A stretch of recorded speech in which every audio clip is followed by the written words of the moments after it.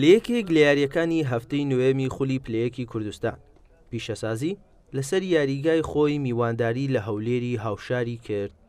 هەردوو یانە پێداگیر بوون لەسەر بەدەستهێنانی سێخاڵی یاریەکە. هەر ئەوەش وای کردبوو یاریەکە بەرەو بیرکردنەوەیەکی جیاواز بڕوات بۆ یاریزانانی هەردوو یانە و یەکێک بێت لە قوڕسترین و داخراوترین یاریەکان.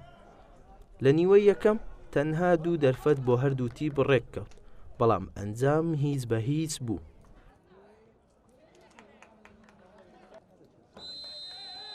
لە نیوەی دووەم هەرزوو دەرفەتێک بۆ پیشەسازی ڕەخسا، بەڵام ئەحمەد ڕێبواری گۆڵپارێز بەرپەرچی دایەوە. هەولێریش بەم لێدانە ڕاستە و خۆی کۆسرەتباییز وەڵامی پیشەسازی دایەوە. عەلی گۆڵپارێز ئامادە بوو دووری خستەوە. توندوتیژێکی زۆر لە یاریەکە بەدی دەکرا.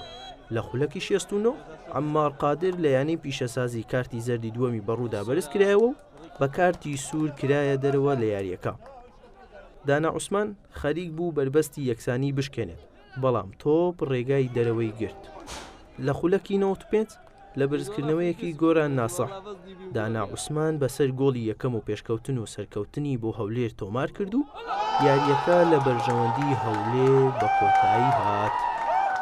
بەڕاستی یاریکردن لەگەڵ تیپی هاوشاری خۆت زەحمەتە و ئێمە لە سەرەتای خولەکەوە تاکو ئێستا هەموو یاریەکان دەبی بۆ 3 خاڵ یاری بکە، یعنی یەکسانبوون و دۆڕاندن هیچ کاتێک لە بەرژەوەندی یانەی هەولێر نییە، لەبەرەوەی تموحمان ئەوەیە و بەرنامەمان ئەوەیە وەکو دەستەی ڕاهێنانە وەکو ئیدارە بچێتەوە خولی نایب یانەی هەولێر کە ئەو حالەتەش بی، یعنی زەختێکی نەفسی لەسەر لاعیبەکان دروست دەبی، لەسەر مدەربین دروست دەبی، لەسەر جمهور دروست دەبی.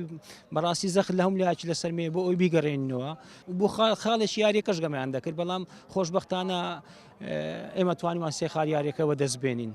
دائما کە دوویانە لە یەک شار یاری دەکەن ڕوحیەت و عەماسەتی لە یاریزانەکان زیاتر دەبی، لەبەرەوەی هەموو یەکدی دەناسین، بەڵام ئەمە بە هەموو شێوەیەک لە بۆ 3 خاڵی یاریەکە یاریمان کرد و یاریەکی قەپاتمان نەکرد، ئەوان یاریەکی قەپاتیان کرد.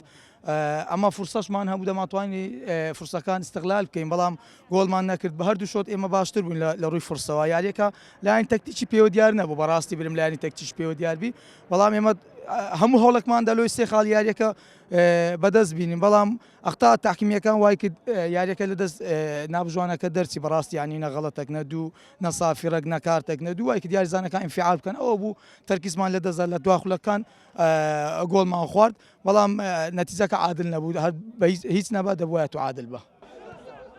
بەم شێوەیە هەولێر کۆی خاڵەکانی بۆ 20 خاڵ بەرز کردەوە و لە پێشەنگی خولەکەدا مایەوە.